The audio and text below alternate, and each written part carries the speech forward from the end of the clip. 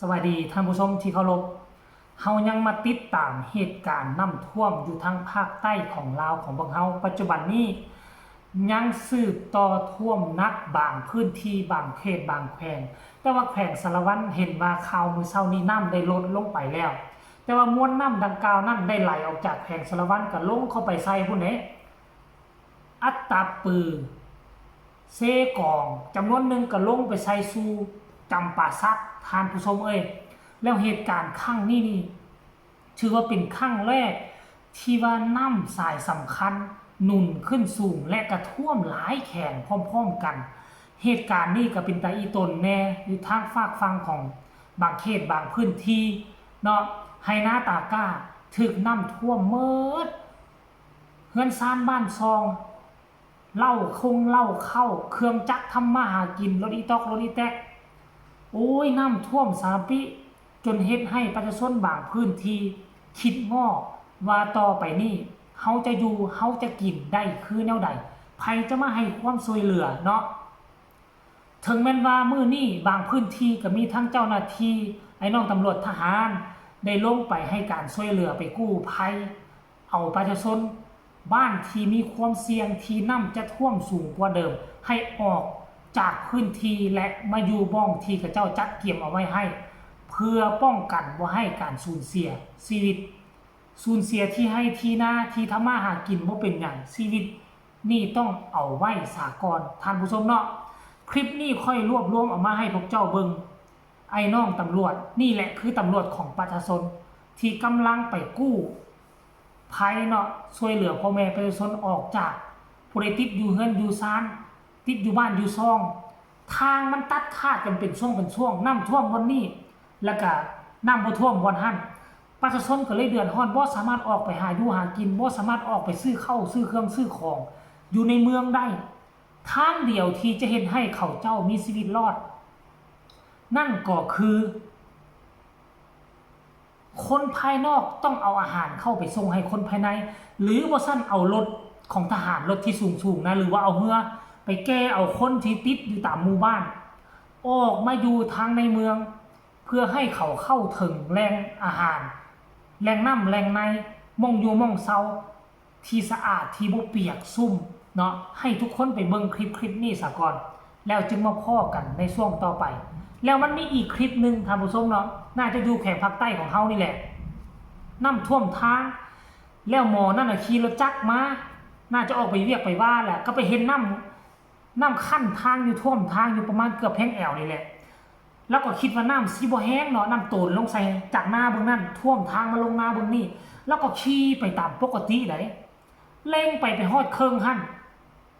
น้ำพัดรถเกือบตกลงใส่ห้องอยู่นานโอ้ยคันตกลงไปหั่นก็คือความเสียหายมุนอุ้ยปุ้ยยังใครว่ายื้อยุดสุดกระซากกันไว้รถบ่ตกไปมีคนมายู่ซวยจึงรอดพ้นจากเหตุการณ์ครั้งนี้ไปได้ให้ไปเบิ้งทุกคนไปเบิ้งสะก่อนแล้วจึงมาพ้อกันซะต่างที่นะครับผลกระทบน้ำท่วมน่าเห็นใจเนาะหมู่บ้านต่างๆที่นะครับผลกระทบน้ำท่วมแบบนี้เนาะ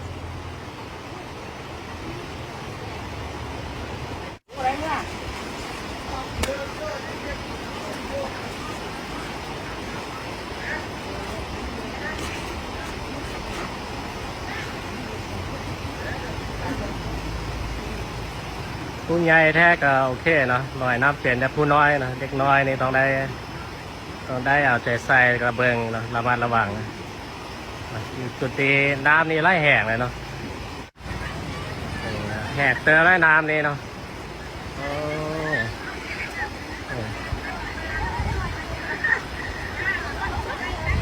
นี่เนาะประมาณเพียงกลางค่าเนาะแต่ว่าพอไปได้เยอะเนาะเสื้อไปอันตรายแล้วไทยธรรมชาติ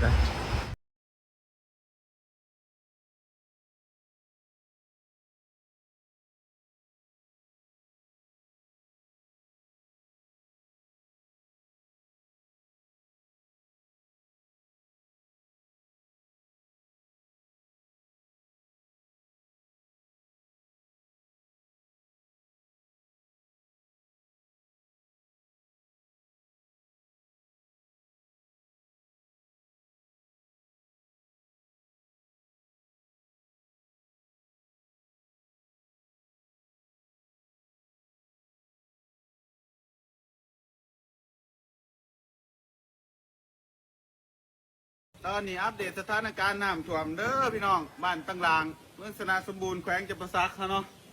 ตอนนี้น้ำเริ่มท่วมแล้วพี่น้องท่วมบ้านท่วมเพื่อนเนาะเด้อตอนนี้เขาขึ้นมาอยู่หลังคาพี่น้องขึ้นมาถ่ายคลิปให้เบิ่งซื่อๆดอกตอนนี้อัปเดตสถานการณ์ก็คือน้ำท่วมฮอดเพื่อนเด้อพี่น้องตอนนี้น้ำไหลเขาหอดเทื่อนเด้อพี่น้องเด้อน้ำมาบักลายมันผุนเต็มเลยพี่น้องปูนอันนี้คือม้วนน้ำแกงเลยพี่น้องมันไหลเข้ามาตอนนี้หอดเทื่อนฮะแล้วคนคล้องขึ้นทั้งเทื่อนยางไว้พี่น้องเลยอันนี้บ้านต่างๆเมืองสนาสมบูรณ์แขวงจำปาสักเด้อเทื่อนหลังนี้ถ่วมเลยพี่น้องเทื่อนเฮาก็ถ่วมคือกันเด้อมาขนของซอยในเด้อผู้ใดอยู่นี่เด้อถ่วมเบิดแล้วถ่วมเบิดแล้วถ่วมเบิดแล้วพี่น้องโอ้โหตั้งนั้นไปเพื่อมันตะเลียงงัว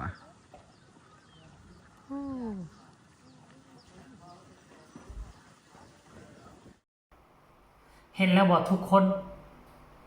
ก็ทึกนึกน้องและคลิปล่าสุดคลิปสุดท้ายนั่นก็คือพ่อแม่ประชาชนอยู่ทางแขวงจำปาสักปัจจุบันนี้ได้ปีนขึ้นมาอยู่เทิงหลังคาเฮือนตนเองแล้วและก็ถ่ายคลิปถ่ายรูปภาพถ่ายบรรยากาศให้เบิงว่าปัจจุบันนี้น้ำเริ่มล้นขึ้นมาเริ่มท่วมสั้นหนึ่งแล้วเดินบอกเดินบ้านทั้งส่วนหลังบ้านนี่คือท่วมเบิดแล้วท่านผู้ชมจะรอเวลาแต่ว่ามันจะขึ้นอีกซ้ำใดแสดงว่าค่าเฮือนไผ่สั้นเดียวค่ำคืนนี่บ่สามารถนอนให้ตาลับได้แล้วบ่สามารถนอนตาลับได้แล้วบ้านไผ่เฮือนมีสั้นหนึ่งนะขั้นบ้านไผ่เฮือนมี2สั้นยังโชคดีหนึ่งนอนสั้น2แต่ว่าขั้นนอนสั้น2นี้รถลาจะเอาไว้ใส่รถโทรทัศน์ทีวีแทนคนขึ้นสั้น2ได้แต่ว่ารถอุปกรณ์หามือเครื่องมือหาอยู่หากินที่เอาไปไว้ม่องใดไผสิมาช่วยบัดนี้ขั้นดีแท้น้ำท่วมถึงขนาดนี้มันเริ่มยึงเขามาใส่สั้นหนึ่งแล้วทั้งองค์การปกครองเมืองทั้งจังหวัดทั้งแขวงกับควรจะเข้ามาให้การช่วยเหลือแล้วหรือว่าสั้นกระบอกเขาเจ้าง่ายออกจากทินฐานง่ายออกจากเฮือนซ่านบ้านซองไปอยู่วัดอยู่ว่าอยู่ห้องเฮียนจุดที่มันสูงกว่านี้แต่ว่าเห็นทั้งเขื่อนเขาออกมาประกาศว่าสาเหตุน้ำท่วมนี้บ่เป็นเพราะเขื่อนเด้อเขื่อนบ่ได้เฮ็ดน้ำท่วมน้ำเที่ยงอันนี้มันเป็นการปัดความรับผิดชอบหรือบ่ควรจะพากันไปเบิ่งดูแลเบิ่งแยงเขาหลายกว่านี้ท่านผู้ชมเนาะคลิปนี้ก็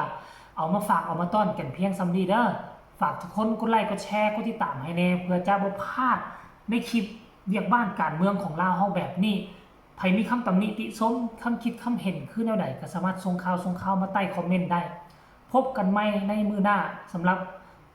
คลิปนี้สบายดี